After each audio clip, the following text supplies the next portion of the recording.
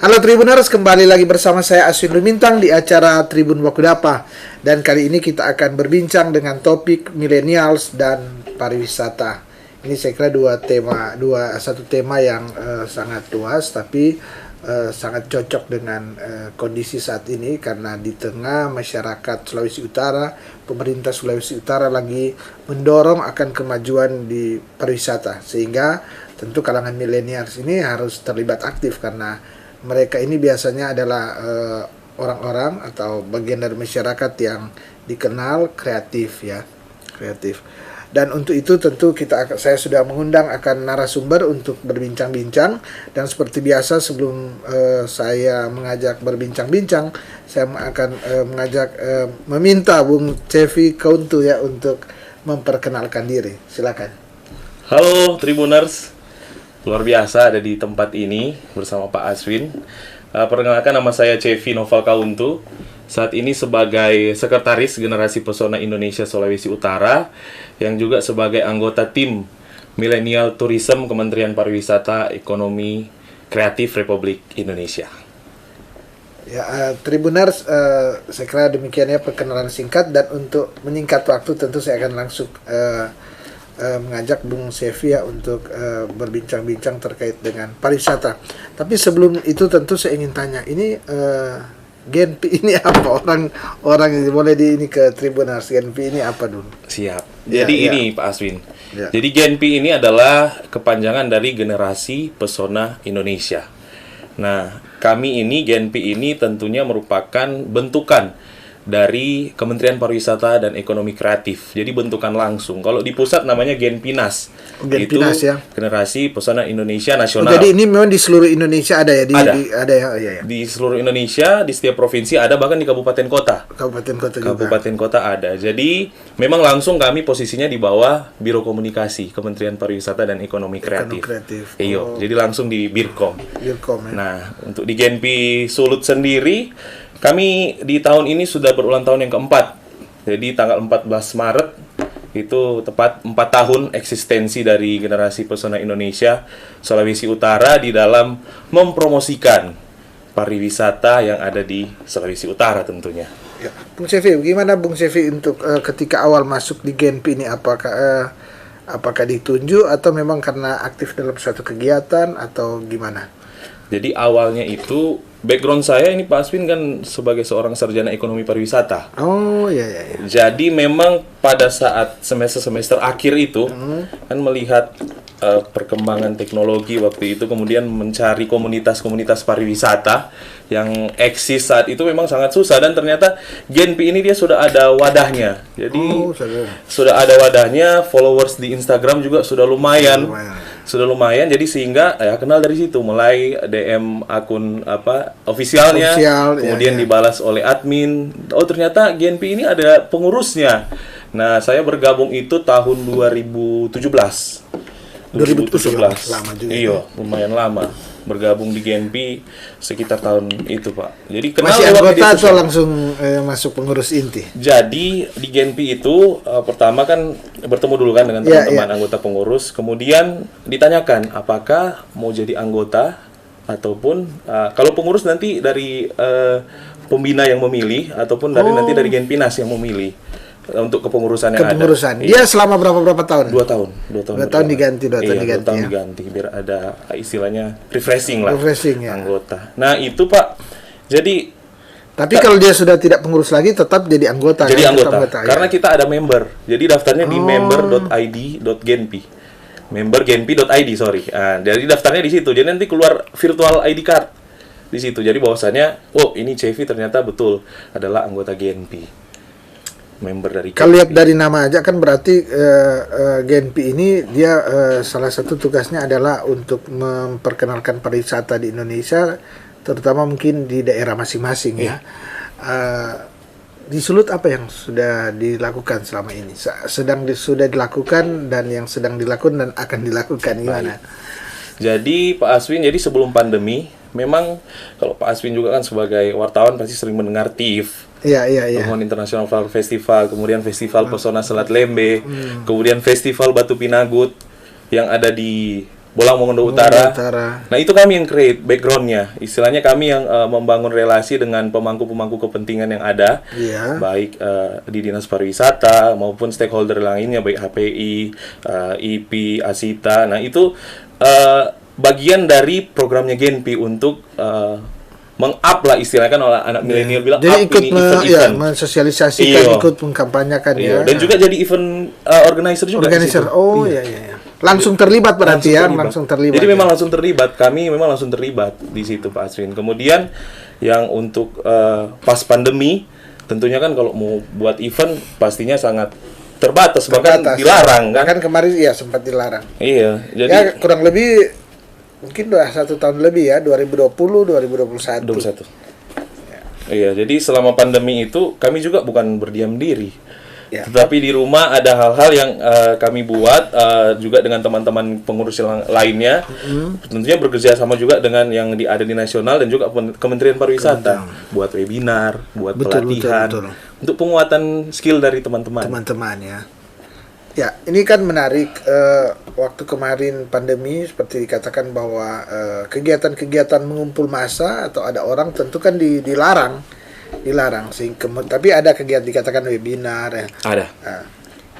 Boleh diceritakan tidak lebih detail misalnya apa-apa yang selama kan 2020 kan masuk pandemi sekitar Maret 2020. Sekitar kan ketika mungkin sekitar Agustus ya kita sudah menyadari bahwa kita tidak akan berkumpul dalam waktu yang lama. Sehingga pasti waktu itu kan webinar segala macam itu lagi rame ya. Kegiatan-kegiatan apa boleh diceritakan secara rinci waktu sementara pandemi itu yang dilakukan oleh Genpi. Yang tentu tujuannya adalah membangun sumber daya pariwisata dan mungkin memperkenalkan secara online ya akan daring akan pariwisata Sulawesi Utara. Jadi untuk webinar itu pernah membuat pelatihan visitor management namanya dengan Kementerian Pariwisata. Jadi itu berkolaborasi dengan Cakap Institute. Jadi itu buat pelatihan siapa yang di Cakap Sulawesi Institute. Utara. Dia dari mana? Jakarta ya? Dari Jakarta. Jadi dia dengan merekrut teman-teman yang ada di Sulawesi Utara untuk belajar bahasa Mandarin. Karena kan kita tahu bersama sebelum pandemi ini turis Mandarin kan sangat luar biasa kan masuk ke Sulawesi Utara. Jadi belajar bahasa Mandarin online. Kemudian setelah itu juga ada pelatihan konten kreator, bagaimana melatih menggunakan smartphone di tempat-tempat istilahnya untuk membuat konten lah. Tetapi waktu itu sasarannya siapa yang ini? Yang teman-teman Genpi dan juga dari umum juga. Iya itu Pak. Iya. Jadi artinya di saat pandemi tidak berdiam diri, tetap ada kegiatan-kegiatan, tetap ada aktivitas. Dan setelah ini kan walaupun pandemi masih ada ya, artinya COVID masih ada, tapi kan kayaknya kita sudah beralih ke endemi ya, Tentu bisa lebih gencar apa yang dilakukan saat ini karena sudah ada kegiatan kemarin TIF sudah kembali dilakukan dan ya luar biasa harus diakui. Kemudian ini bulan September ada pengucapan seluruh ini kan bisa diinggris sebagai ini wisata juga gimana? Jadi ini Pak, sebenarnya ini belum boleh spoiler ini. Jadi khusus untuk Tribun ini, spoiler titipan juga dari kakak-kakak pembina dan teman-teman pengurus lain kan karena ini momen jadi mesti sampaikan. Jadi saya masih spoiler ini Pak Aswin. Jadi rencananya kami di pertengahan September, jadi kami mau buat event Millennial Market. Millennial Night Market. Jadi eventnya berlangsung selama 1 bulan. Rencana 1 bulan. Selama September ya? September sampai Oktober. Nanti rencananya kami akan tutup di 28 Oktober. Pas dengan Sumpah Pemuda. Dari pertengahan September ya? Dari pertengahan September. Rencananya itu. Cuma ini spoiler ini nih, khusus untuk Tribun. Jadi jadi kami di Genpi, Pak Asin ada pasar digital. Pasar hutan Ranolewo. Pasar digital di Langowan ya. Jadi di situ juga ada tempat yang sangat mumpuni. Jadi untuk eventnya nanti akan kami laksanakan di sana. Namun untuk konsep acaranya kami masih bicarakan secara serius. Kemudian juga di situ juga ada pegelaran budaya, pameran-pameran ekonomi kreatif. Itu langsung ini atau hibrid begitu atau gimana? Ya itu enggak Pak, langsung Langsung ya, di langsung. on the spot karena On the kan spot. bersyukur juga kan Sudah lewat lewat Pak ini ya. Gubernur, Pak Wagub kan menyatakan bahwa event-event boleh mau bikin, Boleh dilaksanakan boleh ya. dilaksanakan. Yang hadir nantinya rencananya yang akan diundang, ada yang diundang gimana? Jadi Ada yang dari luar nggak yang diundang? itu masih untuk skala kita Pak di Sulawesi Utara. Jadi tidak menutup kemungkinan sih kalau misalnya ada pun dari luar daerah mau datang Minimal berkunjung kawan juga Nua nggak kan? masalah. Kalau ada orang tahu, kawan Iya, bisa jadi. Sulut yang Kawan Nua kawan Nua yang ada di ya. apa itu Los Angeles kan Pak, di Iya. Langowan kan. Kawan Nua atau Jakarta juga datang kan nggak apa-apa kan? Iya, itu tidak Tetap menutup dorong kemungkinan. Baduy di sini kan Iya. tetap. Jadi itu kami sediakan wadah di situ Pak. Jadi untuk tamu berkumpul. Jadi itu juga bukan hanya untuk kreativitas dari anak-anak milenial, tapi juga nanti orang mau konsep di situ ada ini khusus untuk acara anak-anak. Acara. Oh ya, Jadi iya. anak-anak- Sehingga kalau ada keluarga yang pergi kan Iya. boleh ini kan? Boleh hadir sama-sama di situ. Bukan, dia ada konten-kontennya. Oh, kita anak-anak suka ini, ada yang dia mau beli Iya. atau Ada aktivitas yang anak-anak mau baking lah istilahnya Iya, di situ. iya. Itu masih dibicarakan Pak.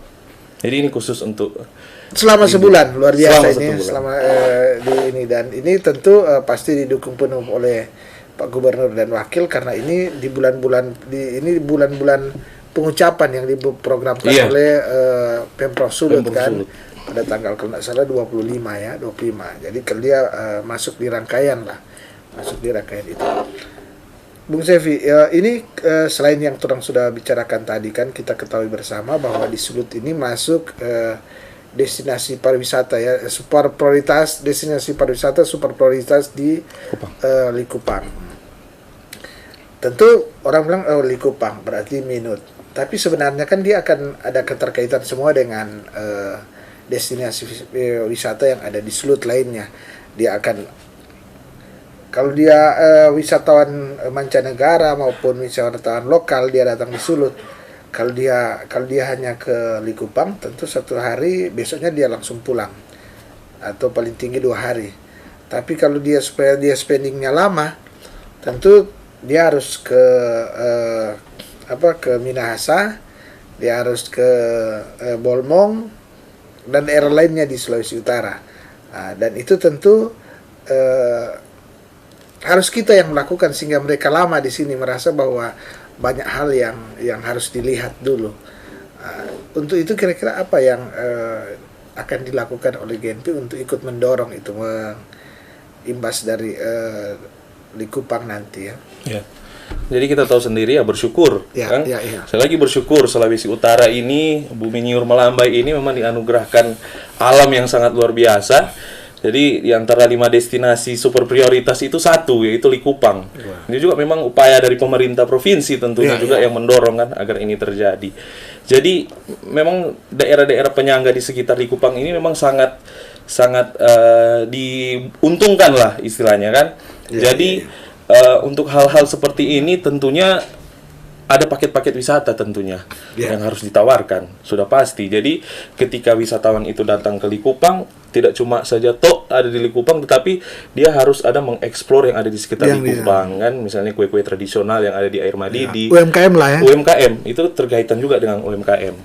Kemudian juga Pak, tadi sebelum datang ke sini tadi saya lihat video yang sudah rilis kunjungan Pak Menteri kemarin Ya, ya. yang di Likupang, itu yang upload itu Ibu Pakwita Wijaya. Jadi dia upload itu sangat luar biasa ternyata Pak. Jadi secara visual dengan secara real yang akan terjadi tulisan B di sana. Ya, ya. Itu tadi kita lihat di video, wah, luar biasa. Luar Memang biasa. sangat menakjubkan untuk kedepannya nanti pariwisata Sulawesi Utara nanti akan jadi seperti itu. Ini kan merupakan mimpi yang sangat besar ya kan, mimpi ya. besar yang bisa diwujud nyatakan. Jadi itu sih Pak.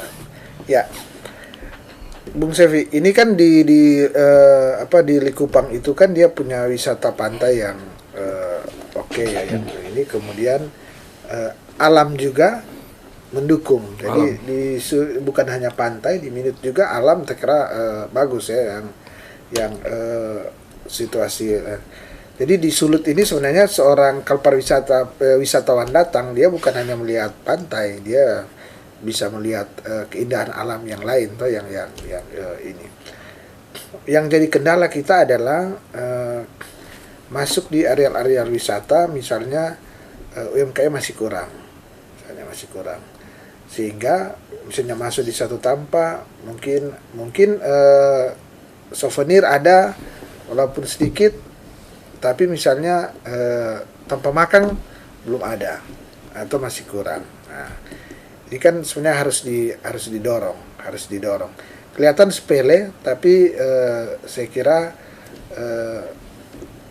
tidak baik di suatu pariwisata kemudian tidak ada hal-hal yang pendukung begitu kan. Kemudian orang misalnya ke pantai Pal Kang. Kalau ke sana belum ada yang lain. Jadi setelah lihat pantai, orang tidak diganggu dalam tanda kutip dengan hal yang lain. Harusnya kan misalnya mungkin bikin ada sesuatu yang lain ya. Misalnya kalau orang bandingkan ya, misalnya di Bali itu kalau di pantai apa itu dia selain pantai ada orang bikin kafe-kafe, malahan selain pantai ada kolam renang di situ. Ada kolam renang. Kemudian fasilitas yang lain ada. Ini kan masih kurang di Torang. Gimana peran Genpi untuk mendorong ke hal-hal yang saya sebutkan tadi? Ya tentunya yang lebih aktif ya pemerintah daerah setempat itu Pak.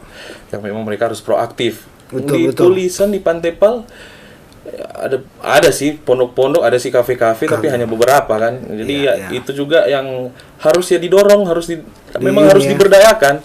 Memang potensi-potensi kuliner yang ada di sana memang harus ada wadah khusus lah, ada di satu tempat.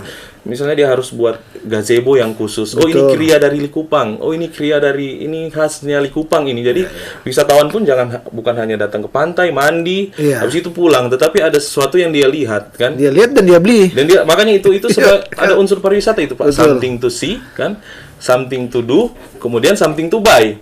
Kan dia lihat, dia lakukan, kemudian dia beli. Dia beli. Iya. Itu sih Pak. Iya. Kan tentu yang orang harus dorong, tentu terutama salah satunya dengan Genpi, salah satu wadah adalah itu bahwa kesadaran bahwa UMKM ini penting untuk menunjang pariwisata, sangat penting. Karena memang dikatakan tadi pemerintah tentu dia akan sedia fasilitas jalan dengan supaya ada itu, tentu dia bikin supaya jaringan handphone boleh masuk di situ. Tapi kan untuk dia ada usaha-usaha, mesti ada investor yang masuk, ada pengusaha kecil yang berjual di situ yang segala macam di ini, sehingga orang merasa nyaman ya. Memang mungkin kelihatannya kalau di timur Indonesia kan memang kebanyakan wisatanya bagus, wisata alamnya bagus, tapi kurangnya di kontribusi masyarakat, UMKM-nya kurang. Bandingkan kalau orang pergi misalnya di Bali Kang, orang pergi di Bali tentu pergi di satu tanpa udah macam-macam dia punya, ada tanpa makan, ada ini. Orang mau tidak mau lihat dan beli, sehingga itu kan menambah ini ke daerah, itu sebenarnya yang ini. Tapi paling tidak tentu dengan adanya Genpi ini kan salah satu wadah yang memang bagian dari, saya kira mitra dari Kementerian Pariwisata dan Ekonomi Kreatif. Saya kira bagian dari keseriusan dari pemerintah untuk menunjang akan pariwisata di Indonesia, terutama mungkin di 5 daerah ini ya.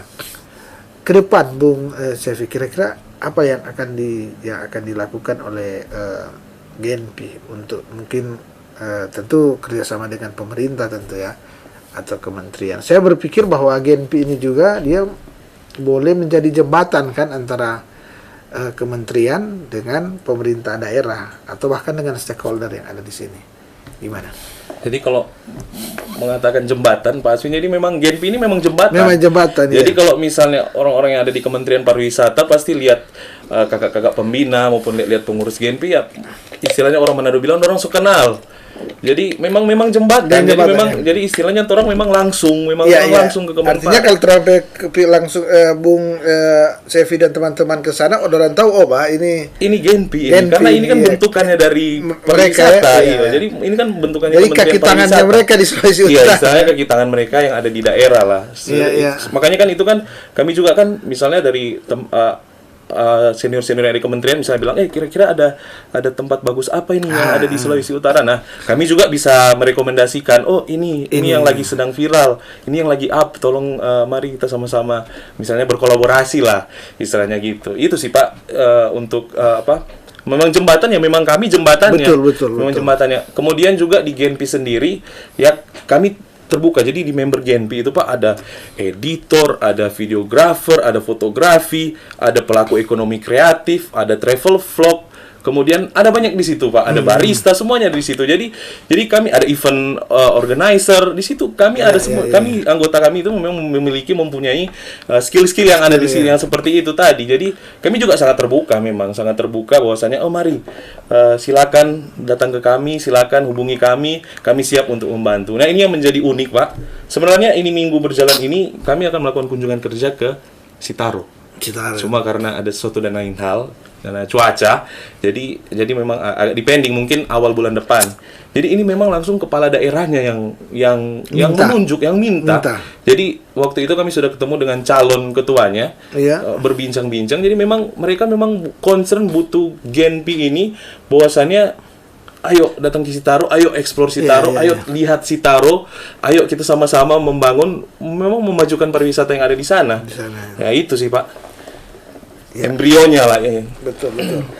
Jadi ini jembatan antara Kementerian Pariwisata juga dengan daerah, juga seperti dikatakan tadi, ini juga link atau jembatan juga dari provinsi ke daerah-daerah kan. Iya.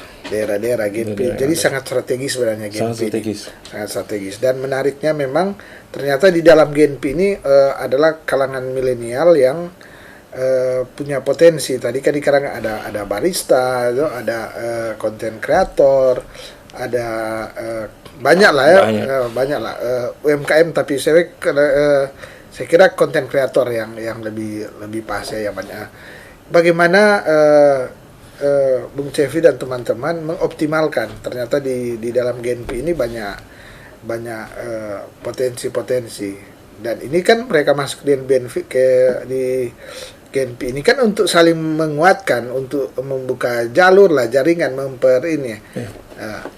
apa yang dilakukan sehingga para kalangan milenial ini tertarik dengan Genpi, menjadi anggota, bahkan merasa diberdayakan dengan Genpi. Ya.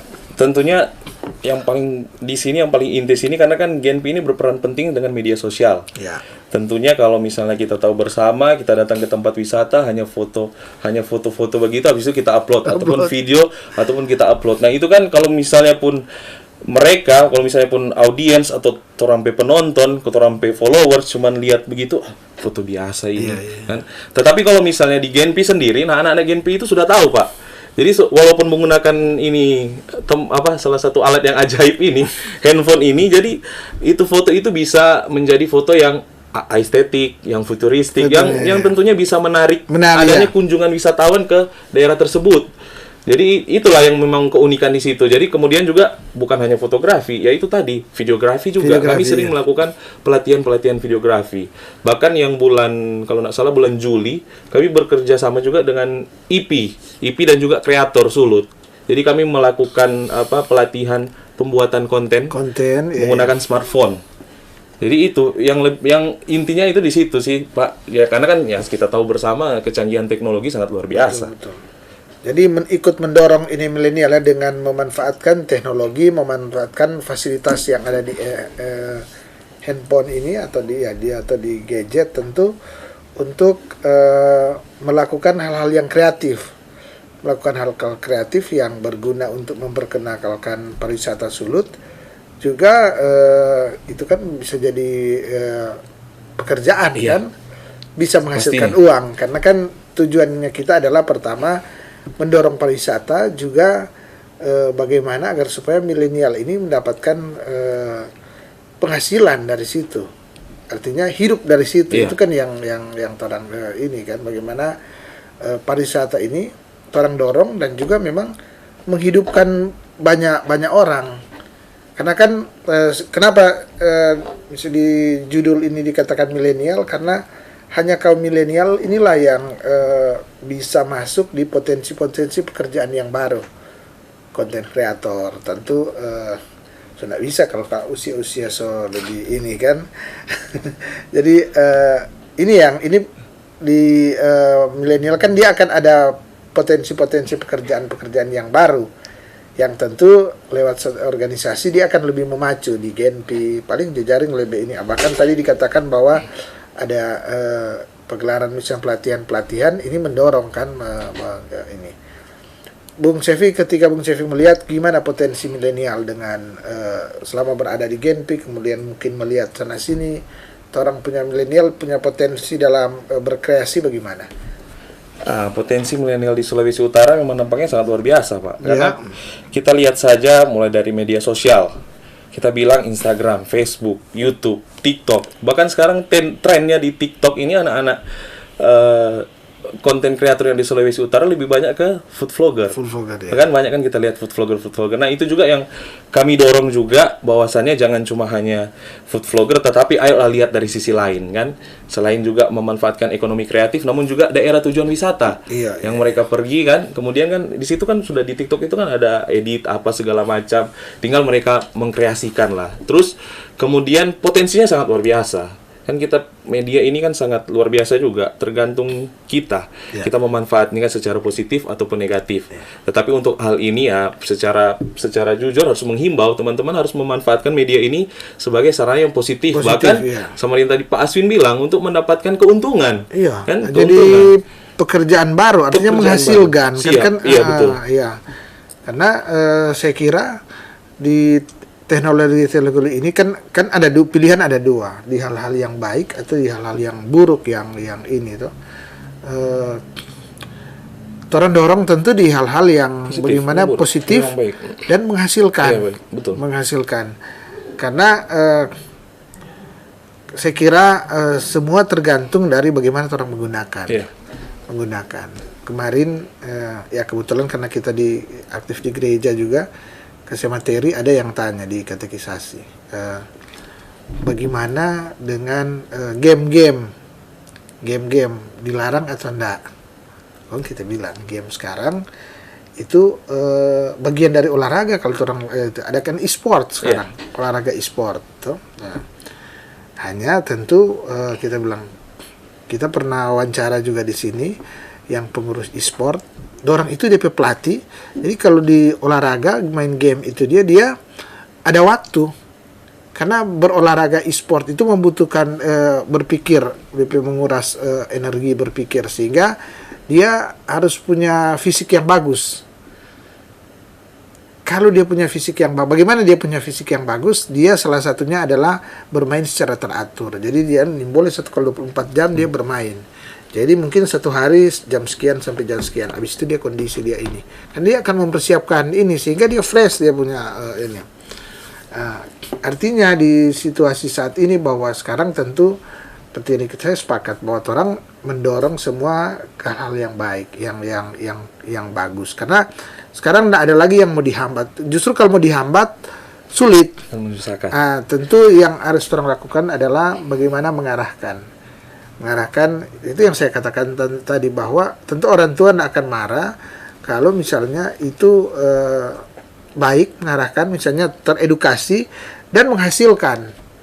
Kan banyak mungkin orang tua yang belum itu, wah bagaimana sih ini menghasilkan, tapi dia faktanya bahwa di era sekarang ini sampai ke depan gadget ini akan menghasilkan uang apabila dilakukan dengan cara yang ini bagian dari profesi pekerjaan.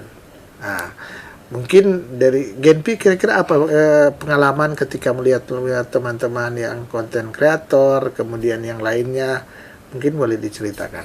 Tentunya nggak usah jauh-jauh dari official akunnya Genpi sendiri, Pak. Jadi kalau misalnya ada engagement dari audiens itu kan nanti tentunya ada endorse yang masuk kan itu. Ada endorse yang masuk, ya kurang tergantung istilahnya orang Manado bilang baku nego. Kan baku nego harga. Begitupun dengan teman-teman yang ada di Genpi sendiri. Bahkan teman-teman sudah ada yang memang bawa tamu, memang tamu dari luar. Memang tamu dari, jadi dia yang guide, dia juga yang video, dia juga yang foto. Jadi memang mempunyai multifungsi lah anak-anak Genpi ini. Jadi itu memang dampaknya sangat luar biasa, Pak. Jadi untuk sama-sama kita kan biasa kalau misalnya sehingga ini bukan lagi main-main, dia kan kalau sebegitu dia menghasilkan untuk dia kan sudah ke masalah ke profesional. Jadi bukan hanya sekedar datang foto begitu upload, tetapi ini ada sesuatu yang dia bawa, ada sesuatu yang dia layani lah istilahnya kan. Iya, iya. Ya itu. Ya. Tribuners, ini menarik ya bahwa pariwisata ini mendorong para milenial, bahkan bukan milenial. Sekarang kalau generasi apa? Generasi Z ya. Generasi Z untuk berkreatif ya. Mungkin ladang pekerjaan dari generasi milenial dan Z memang sulit diterima dari generasi yang di belakang. Tapi itulah ke depan akan ada profesi pekerjaan yang baru yang mungkin dulu belum pernah ada dan sekarang sudah mulai muncul dan ke depan akan muncul lagi ya. Kita tinggal mengarahkan ya agar supaya potensi itu betul-betul digunakan, teknologi yang kita punya itu digunakan baik. Dan tentu seperti dikatakan tadi ada juga pelatihan-pelatihan yang dilakukan oleh Genpi, karena Genpi ini bergerak di pariwisata, bagian dari kemitraan antara kementerian dan pemerintah daerah ya, dikatakan tadi jembatan, tentu bertanggung jawab untuk bagaimana mendorong akan milenial. Kenapa selalu bilang milenial? Karena milenial ini adalah yang generasi yang bisa berkreasi. Yang generasi sebelum milenial boleh, tapi lama sekali dia mau belajar. Ya. Saya kira itu. Dan tentu masih panjang ya kita untuk bincang-bincang, tapi waktu juga yang membatasi. Ini tentu kalau saya tanya ke Bung Cevi banyak sekali kalau soal pariwisata, bagaimana ekonomi kreatif, tentu banyak. Tapi kita dibatasi dengan waktu, tapi paling tidak kita sudah mengetahui apa ini Genpi ini, apa yang dia lakukan dan apa yang akan dia lakukan ke depan ya. Apa dia lakukan kemudian, bagaimana dia menjembatani akan kementerian dengan pemerintah daerah termasuk di kabupaten kota ya. Dan Bung Cevi seperti biasa sebelum saya menutup akan bincang-bincang ini ada closing statement ya, bisa berupa saran atau simpulan dari apa yang kita perbincangkan tadi. Silakan. Baik, terima kasih Pak Asvin. Jadi untuk Tribuners dan teman-teman Genpi yang saat ini menyaksikan, jadi untuk closing statement juga untuk teman-teman milenial, bahwasannya mari kita memanfaatkan momentum ini, memanfaatkan media sosial kita untuk hal-hal yang positif, bahkan kedepannya untuk hal-hal yang menghasilkan. Jangan pernah bosan untuk mengeksplor pariwisata yang ada di Sulawesi Utara. Luar biasa ini Bumi Nyur melambai dengan tagline The Land of Smiling People. Ini masih sangat banyak, bahkan bisa dibilang ini memunculkan Sulawesi Utara ini sebagai Bali baru. Jadi jangan pernah bosan untuk orang explore, jangan pernah bosan untuk mempromosikan lewat media sosial tentang segala keindahan yang ada di Sulawesi Utara. Dan pasti tentunya sebelum teman-teman memutuskan untuk posting, teman-teman thinking dulu, saring, baru sharing. Jadi menggunakan media sosial ini dengan bijak. Sebijaksana mungkin. Ya. Dan Tribuners, demikianlah bincang-bincang dengan tema millennials dan pariwisata. Dan tentunya saya Asri Lumintang dari Tribun Bakudapa mengucapkan terima kasih kepada Bung Cevi Kauntu dari Sekretaris Genpi Sulut yang sudah menerima undangan kami untuk datang berbincang-bincang di studio Tribun Bakudapa. Dan saya juga mengucapkan terima kasih kepada para Tribuners yang sampai saat ini masih setia menyaksikan akan acara Tribun Bakudapa. Dan kita akan bertemu lagi pada lain waktu dan kesempatan, tentunya dengan tema perbincangan yang berbeda. Mata lokal menjangkau Indonesia.